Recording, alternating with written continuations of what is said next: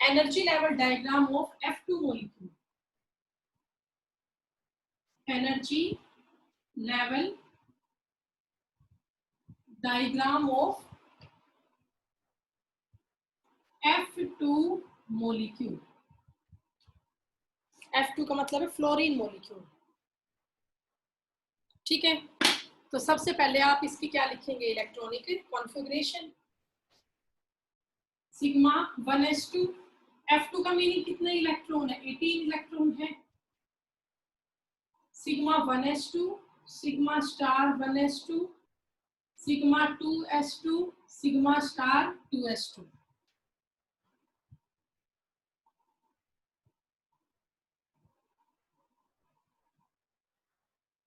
ठीक है, यहां तक कितने इलेक्ट्रॉन हो गए, 2 4 6 8। अब इसके आगे आप देखो 18 इलेक्ट्रॉन है, तो ये पहले आएगा ना, सिग्मा 2p-Z2। इतना लेट क्लास में आ रहे हो, अटेंडेंस आप लोगों की हो चुकी है।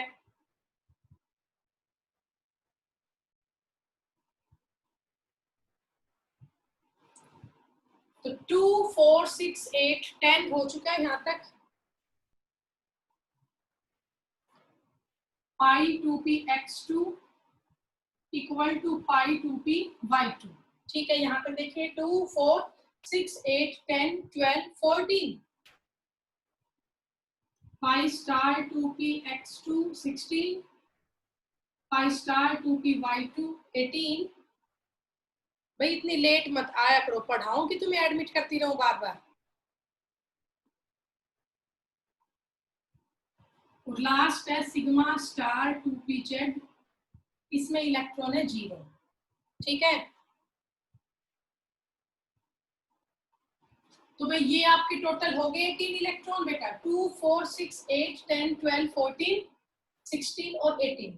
तो अब मैं इसमें ना इनका डायग्राम नहीं बनाऊंगी बेटा, ये तो आप सभी कर ही लोगे, 1s का और 2s का तो कैसे बनता है। ठीक है, कर लोगे ना। तो मैं जो सिर्फ p वाला है ना यही करवाऊंगी, s वाला नहीं करवाऊंगी बेटा, आप लोगों को आता होगा s का। तो हम सिर्फ p का करेंगे बस।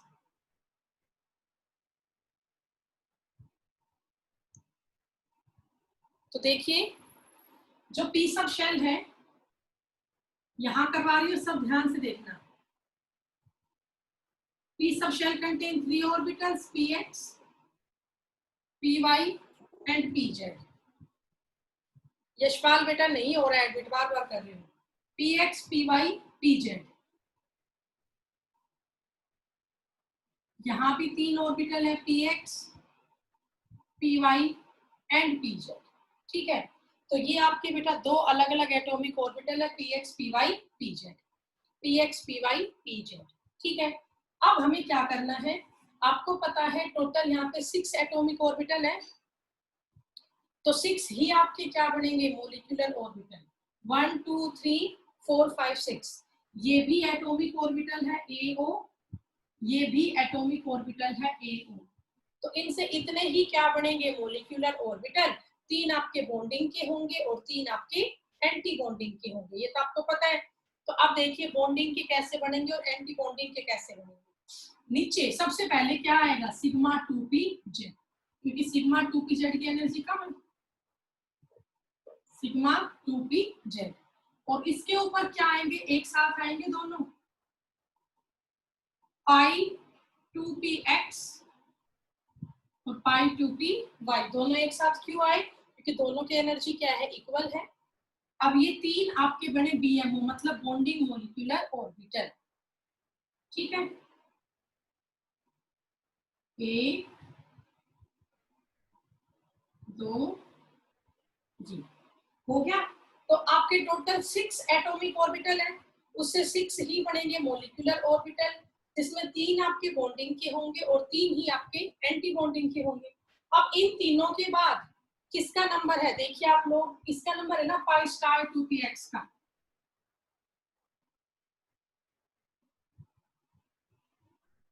इसका नाम कर दिया पाई स्टार 2px, इसका नाम कर दिया पाई स्टार 2py।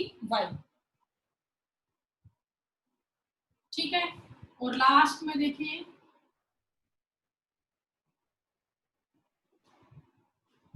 इसका नाम हो गया सिग्मा स्टार 2p जेड। पहले आप मुझे ये बताओ तुम्हें ये बनाना आया कि नहीं। ये तीनों है ABMO। ABMO का मतलब एंटी बॉन्डिंग मोलिक्यूलर ऑर्बिटल। मुझे यस और नो में जवाब दो पहले सभी बच्चे, तुम्हें ये करना आया या नहीं, बोलो।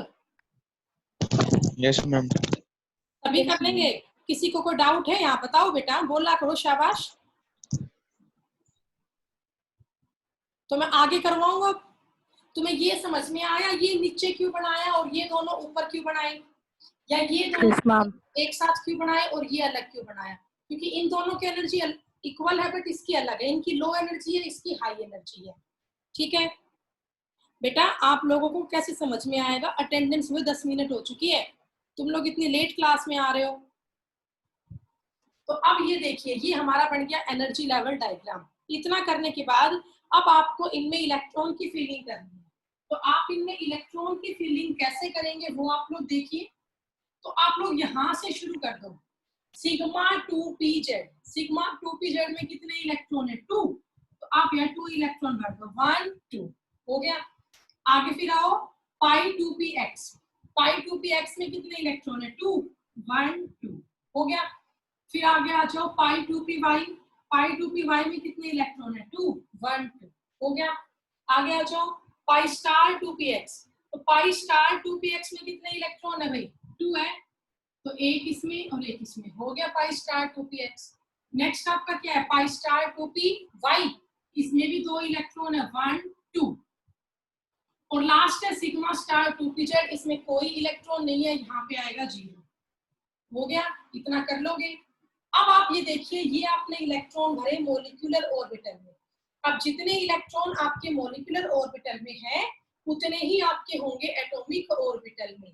तो अब आप उनकी फीलिंग करो। देखिए यहाँ सिग्मा 2pz में 2 इलेक्ट्रॉन थे, तो एक आप इस pz को देंगे और एक इस pz को देंगे। हो गया। फिर आपका पाई 2px में 2 इलेक्ट्रॉन है, तो एक इस px में और एक इस px में। फिर पाई 2py में 2 इलेक्ट्रॉन है, तो एक इस py में और एक इस py में।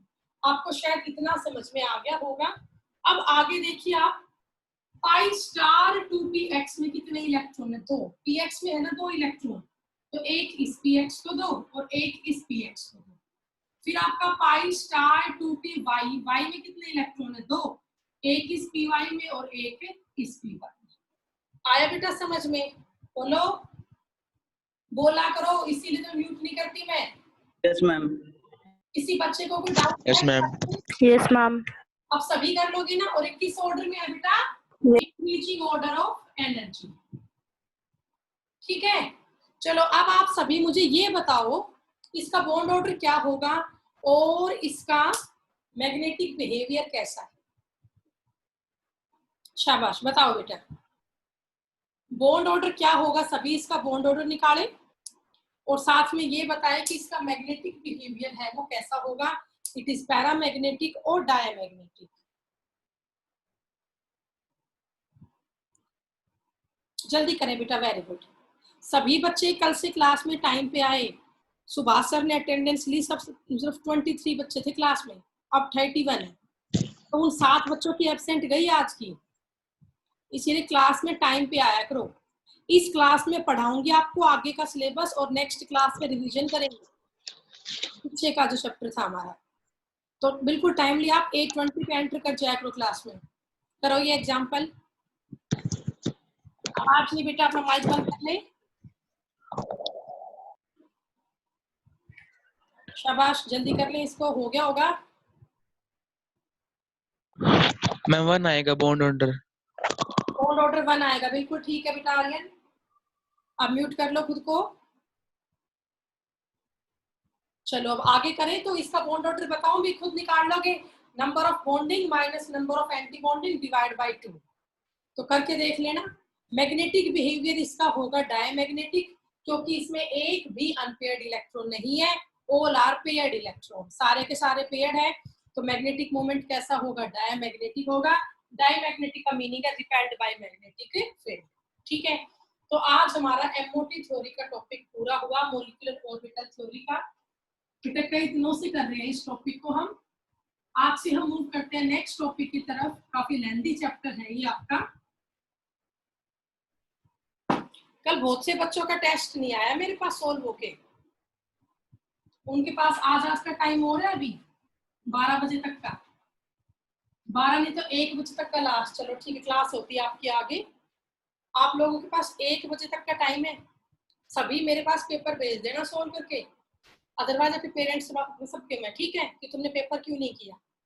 देखिए अब आगे नेक्स्ट टॉपिक है हमारा हाइब्रिडाइजेशन।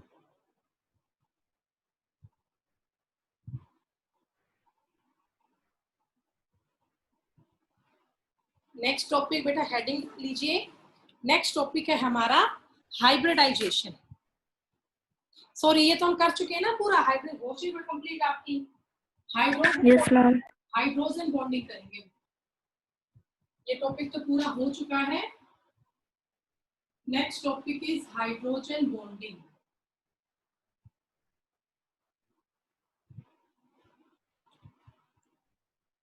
देखिए बेटा हाइड्रोजन बॉन्डिंग क्या होती है, किस तरह से ये एग्जिस्ट करती है, ये सब हमें यहाँ पे पढ़ना है। तो आप सभी को पता है जो हाइड्रोजन एटम होता है that is electropositive in nature, ठीक है। जब ये हाइड्रोजन एटम बाकी एटम्स के साथ जुड़ता है, जैसे फ्लोरीन के साथ जुड़ गया, ऑक्सीजन के साथ जुड़ गया, नाइट्रोजन के साथ जुड़ गया, तो आप क्या लिखोगे, when a molecule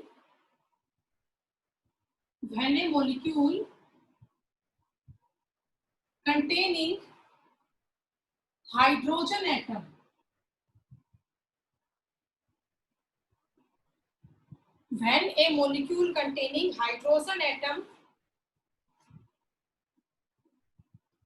attached with more electronegative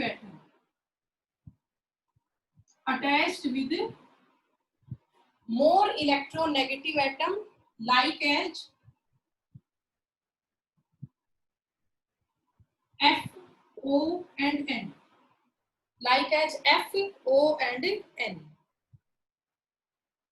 जब बेटा कोई भी हाइड्रोजन एटम है वो जुड़ा होता है किसी दूसरे एटम के साथ, और वो एटम कैसा होना चाहिए, electronegative atom. For example fluorine हो गया, ऑक्सीजन हो गया और नाइट्रोजन हो गया, ठीक है। तो आपको पता है F, O एंड N तीनों क्या हाईली इलेक्ट्रोनेगेटिव है, तो आप क्या कहेंगे, the shared pair of electron, the shared pair of electron attracts toward shared pair of electron attract toward more electronegative atom।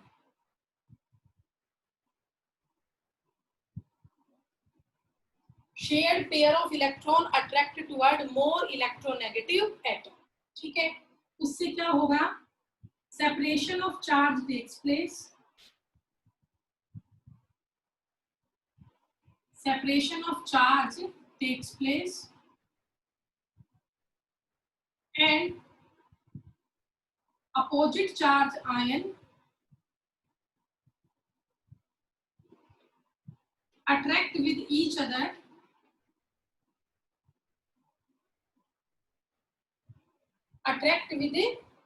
other by a weak force of attraction called hydrogen bonding. बेटा hydrogen bonding को H bonding से लिखते हैं, hydrogen bonding को आप कैसे लिखोगे, H bonding से लिखोगे, ठीक है। कॉल्ड हाइड्रोजन एटम और H बॉन्डिंग, ओके। तो इतना आप लोग कर लें। बेटा आयुष मेरे पास एक बार स्क्रीनशॉट भेजना इस अटेंडेंस का, अभी ले लो। कुछ बच्चों की फिर अब्सेंट लग जाती है, वो कल से क्लास में टाइम पे आना सभी, कल से मैं दोबारा अटेंडेंस ले लूंगी फिर आपकी। अब आप इसका मीनिंग समझो, मैंने इतना बड़ा लिखवा दिया। बेटा आवाज नहीं आ रही, कौन बोल रहा है, साफ नहीं आ रहा, समझ में नहीं आ रहा, बस आप स्क्रीनशॉट ले लो, ठीक है, मुझे कुछ समझ में नहीं आ रहा।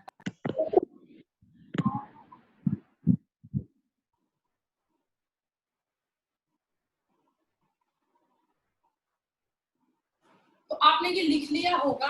अब मैं आपको इसका मीनिंग समझाऊंगी, इसका मतलब क्या है। पहले मैं इसको रब कर देती हूँ। बड़ा आसान है, कुछ भी नहीं है इस टॉपिक में, बहुत इजी टॉपिक है। अब आगे देखिए इसका मतलब है क्या।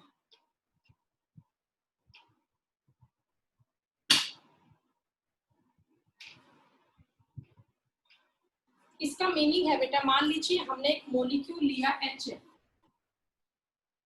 HF एक मॉलिक्यूल है हाइड्रोजन फ्लोराइड। अब ऐसे मेरे पास 2-3 मॉलिक्यूल है हाइड्रोजन फ्लोराइड। ठीक है, ये कौन सा मॉलिक्यूल है बेटा? हाइड्रोजन फ्लोराइड मॉलिक्यूल है। It is hydrogen fluoride molecule. अब ये आप सबको पता है, जो हाइड्रोजन एंड फ्लोरीन होता है, इनके बीच में एक लार्ज इलेक्ट्रोनेगेटिविटी का डिफरेंस होता है। H और F में जो F है ना, वो मोर इलेक्ट्रोनेगेटिव होता है, और जो H है वो मोर इलेक्ट्रोपॉजिटिव होता है। आपको पता है इन दोनों में जो फ्लोरीन है वो ज्यादा इलेक्ट्रोनेगेटिव है, तो फ्लोरीन की साइड इलेक्ट्रॉन का झुकाव ज्यादा होगा।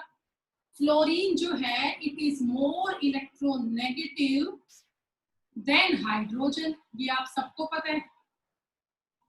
Fluorine is more electronegative than hydrogen. तो यहाँ पे क्या होगा आप समझ गए होंगे। F एटम पे स्लाइड नेगेटिव चार्ज अराइज हो जाएगा, H एटम पे स्लाइड पॉजिटिव चार्ज अराइज हो जाएगा। सभी में ऐसा हो गया। ऐसा क्यों हुआ बेटा? क्योंकि जो फ्लोरीन एटम है ये ज्यादा इलेक्ट्रोनेगेटिव है, तो इसकी तरफ इलेक्ट्रॉन का झुकाव ज्यादा है। इलेक्ट्रॉन का झुकाव फ्लोरीन की तरफ ज्यादा है, तो आपको फ्लोरीन पे नेगेटिव चार्ज दिखाई देगा, तो H एटम पे क्या आ जाएगा? पॉजिटिव चार्ज आ जाएगा। ठीक है, सेम यहाँ पे होगा, H पे पॉजिटिव चार्ज और F पे नेगेटिव चार्ज। अब क्या होगा देखो, इस मॉलिक्यूल का तो F का नेगेटिव और इस मॉलिक्यूल का H का पॉजिटिव, इन दोनों के बीच में एक वीक फोर्स ऑफ अट्रैक्शन आ जाएगी, जिसको हम क्या बोलते हैं? Hydrogen bonding. जिसे हम क्या कहते हैं बेटा? हाइड्रोजन बॉन्डिंग कहते हैं। ऐसे नेक्स्ट आप देखो, इस F का तो ये नेगेटिव और इस H का ये पॉजिटिव, फिर से बीच में एक वीक फोर्स ऑफ अट्रैक्शन आ गई। इस वीक फोर्स को ही हम क्या बोलते हैं? Hydrogen bonding. हाइड्रोजन बॉन्डिंग बोलते हैं। ठीक है, आपको आया ये समझ में? बताओ बेटा। Yes ma'am. सभी कर लोगे ये एग्जाम? Yes, ma'am. ठीक है, तो नोट करना मैम, अच्छा नोट कर ले मैम ये। हाँ बेटा कर लो, नहीं हुआ तो शाबाश कर लो। अब हाइट में एक नोट लिख देती हूँ यहाँ पे, ये भी आप लोग लिख लें। Hydrogen forms H bonding only with, अब है ना किसी की कॉपी पेंडिंग ना हो बेटा। संडे को आपकी पीटीएम है, सबको टाइम अलॉट कर दिया गया है, उसी हिसाब से आप लोग आएंगे नोटबुक्स को लेके। तब तक अपना सब बच्चे काम पूरा कर लो, किसी का कुछ पेंडिंग है तो। और अब आगे से तुम्हारी पेंडिंग होनी चाहिए होमवर्क में। हाँ जी बोलिए। मैम उसमें 20 मिनट्स दे रखी है। मिनट्स दे रखी 20। Yes ma'am.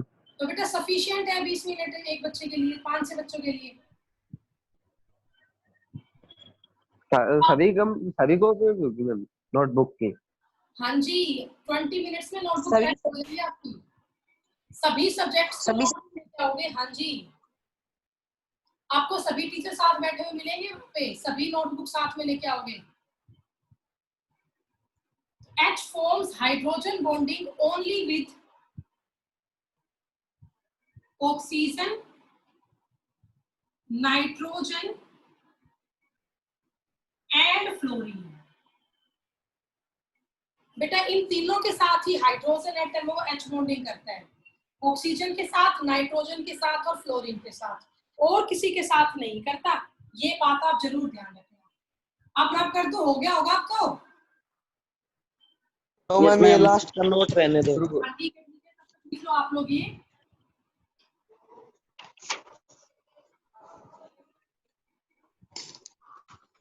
अब इसके बाद नेक्स्ट एग्जांपल है हाइड्रोजन बॉन्डिंग का ही।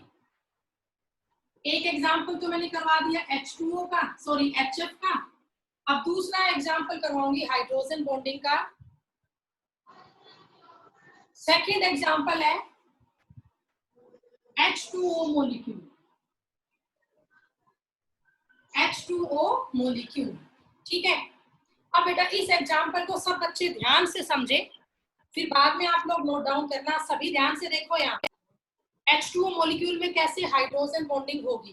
देखिए सब ध्यान से यहाँ देखो थोड़ी देर आप।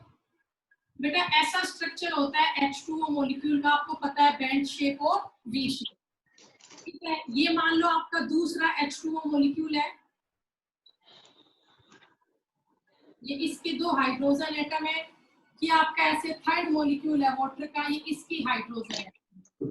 हो गया, ये बहुत सारे अलग अलग क्या है हाइड्रोजन एटम है। भाई ये डिस्टरबेंस ना है बेटा, अपना माइक बंद रखा करो, डाउट होता बोला करो। H2O के बहुत सारे मॉलिक्यूल है वाटर के ये। अब आपको पता है H और O में से जो ऑक्सीजन है वो ज्यादा इलेक्ट्रोनेगेटिव होती है, सभी को पता है। Oxygen atom is more electronegative as compare to hydrogen. तो ऑक्सीजन एटम की तरफ इलेक्ट्रॉन का झुकाव ज्यादा होगा।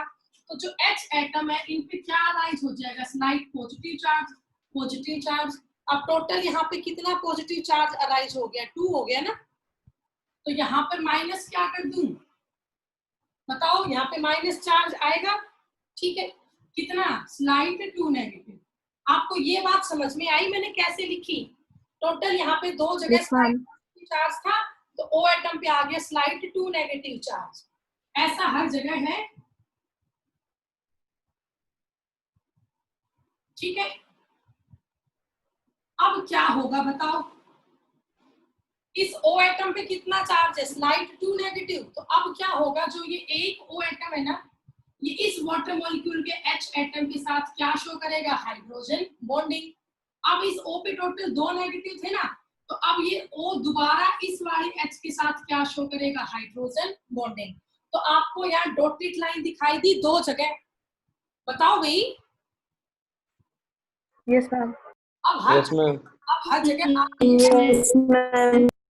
अब आप सभी को एक बात दिख रही होगी कि जो ये ऑक्सीजन एटम है ये वाली, अब इसके टोटल 4 बॉन्ड बन चुके हैं।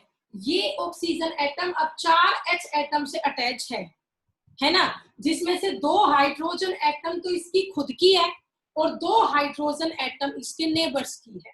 आपको ये बात समझ में आ गई। इस ऑक्सीजन में 2 हाइड्रोजन एटम तो एक खुद से जुड़ा हुआ है और जो 2 हाइड्रोजन एटम है वो इसके नेबर्स की है, उनके साथ इसने हाइड्रोजन बॉन्डिंग की है। तो आप क्या कहेंगे, यहाँ पर जो ऑक्सीजन एटम है, जो O है, वो बॉन्डेड हो रहा है बाय 4H एटम। ऑक्सीजन यहाँ पे बॉन्डेड हो रहा है 4 हाइड्रोजन एटम के साथ। 2H एटम तो इसके खुद के हैं, 2H एटम तो इटसेल्फ खुद के हैं और 2H एटम इसके नेबर्स के हैं। आपको इतना समझ में आ गया, बताओ। Yes ma'am. Yes ma'am. अब ये लिखो, जब ये ऑक्सीजन है ना, ये 4 हाइड्रोजन एटम से जुड़ जाता है ना, तो ये परफेक्ट टेट्राहेड्रल ज्योमेट्री हो जाती है। बेटा कौन सी ज्योमेट्री हो जाती है, टेट्राहेड्रल ज्योमेट्री हो जाती है। और टोटल यहाँ पे 4 बॉन्ड बने हैं। ऑक्सीजन बेटा यहाँ पे टेट्राहेड्रली सराउंड है, 4 बॉन्ड बना रही है, जिसमें से 2 बॉन्ड तो कोवेलेंट है, प्लस में 2 आपके हाइड्रोजन बॉन्डिंग है। आपको ये बात समझ में आई मैंने क्या लिखा, जो ये ऑक्सीजन एटम है ये टोटल 4 बॉन्ड बना रही है, जिसमें से 2 बॉन्ड तो इसके कोवेलेंट है और 2 बॉन्ड इसकी हाइड्रोजन बॉन्डिंग शो कर रही है। ठीक है, आई बात समझ में, बताओ भैया आपको ये बात समझ में आ गई बेटा। Yes ma'am. उन्होंने ना एक क्वेश्चन होगा फिजिक्स में कि although ice is a solid, ice एक सॉलिड स्ट्रक्चर है। क्वेश्चन को पूरा करो, आगे क्या आएगा, although ice is a solid yet it float on the surface of water. आप सबको पता है ये बात कि बेटा आइस सॉलिड है लेकिन फिर भी ये पानी के सरफेस पे फ्लोट करती है, होता है ना ऐसा। आपको पता है ऐसा? Yes ma'am. हाँ, आपको पता है ऐसा क्यों होता है? तो आज क्वेश्चन का आप आंसर सुनो, सब मेरी बात को 1 मिनट ध्यान से सुनना। कि भाई आइस सॉलिड है, सॉलिड होने के बावजूद ये पानी में फ्लोट क्यों करता है, तो आप कहेंगे आइस बनती है। सब बेटा आप लोगों ने आज तक ये पढ़ रखा है कि आइस की डेंसिटी कम होती है ना, तुमने आज तक यही पढ़ा है, आइस की डेंसिटी कम होती है इसलिए फ्लोट करता है। अब आज रीजन सुनो कि आइस की डेंसिटी कम क्यों होती है। आप सबको पता है जब आइस बनेगी, आइस कब बनेगी, जब वाटर मॉलिक्यूल फ्रीज होंगे। जब बेटा पानी के मॉलिक्यूल फ्रीज होंगे तो वो पास पास आएंगे, जब पानी के मॉलिक्यूल पास पास आएंगे तो उनके बीच में कोई नई फोर्स ऑफ अट्रैक्शन आएगी। ये देखिए बेटा हम पानी को ठंडा कर रहे हैं, फ्रीज कर रहे हैं, ये बहुत सारे वाटर के मॉलिक्यूल थे। जब ये वाटर के मॉलिक्यूल पास पास आए, जब ये वाटर के मॉलिक्यूल पास पास आए तो आपने क्या देखा कि जो एक ऑक्सीजन एटम है वो 4 हाइड्रोजन एटम के साथ जुड़ गई है, जिसमें 2 H एटम से वो कोवलेंट बॉन्डिंग कर रही है और वो 2 H एटम से हाइड्रोजन बॉन्डिंग कर रही है। रिजल्टेंट ये है कि जब एक O4 H एटम के साथ जुड़ेगा तो वहां परफेक्ट टेट्राहेड्रल ज्योमेट्री आ जाएगी। Perfect tetrahedral geometry arise. अब बेटा टेट्राहेड्रल ज्योमेट्री है तो आपको पता है बॉन्ड एंगल फिर कितने का होगा, 109 डिग्री 28 मिनट्स। ठीक है, तो बॉन्ड एंगल यहाँ काफी ज्यादा है, इसका मतलब वॉल्यूम बढ़ जाएगी। क्या बढ़ जाएगी, वॉल्यूम बढ़ जाएगी। बेटा आप लोगों ने देखा भी होगा जब तुम पानी से बर्फ बनाते हो ना, तुम बेटा आज ये बात नोट करना अपने घर पे, तुम जितना पानी कंटेनर में डाल के रखते हो, जो तुम्हारी आइस बनती है उससे थोड़ी सी ज्यादा बनती है, एक्सपेंड हुई दिखती है। क्या आपने कभी इस बात को नोट किया है, सही बताना, बोलो बेटा। No ma'am.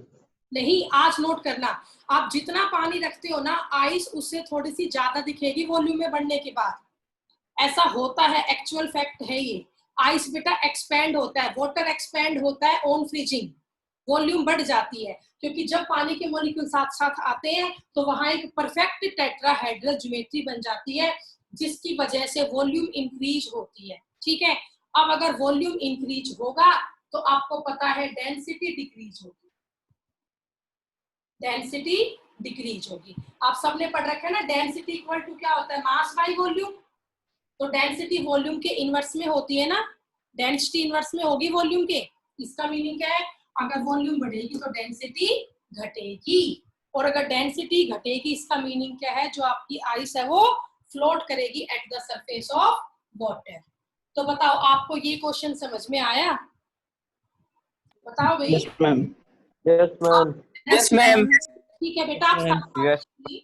कोई पॉइंट आपका रह गया हो तो लिख लो आप लोग। एक तो आइस एक्सपेंड होती है ऑन फ्रीजिंग, ठीक है, ये लिख लो आप।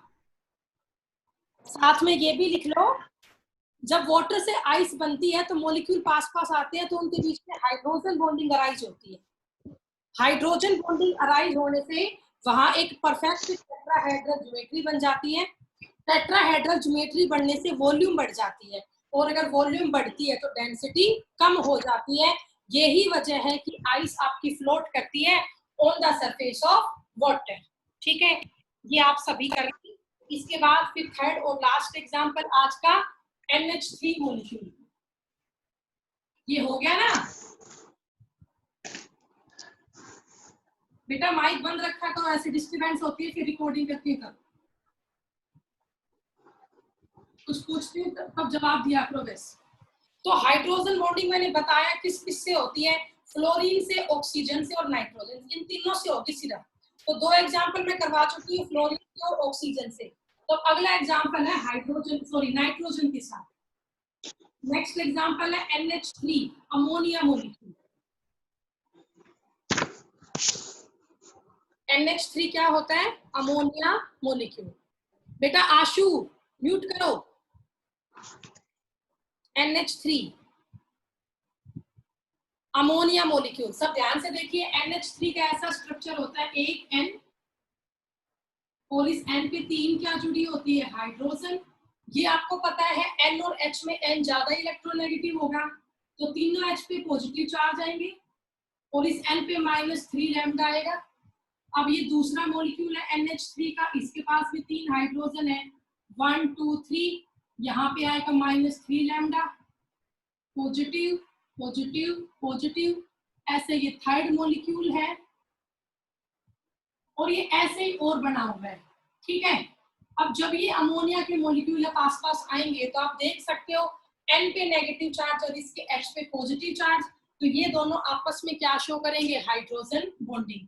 इस N का नेगेटिव और इस H का पॉजिटिव, इस N का नेगेटिव और इस H का पॉजिटिव, ये कौन सी बॉन्डिंग हुई, हाइड्रोजन बॉन्डिंग।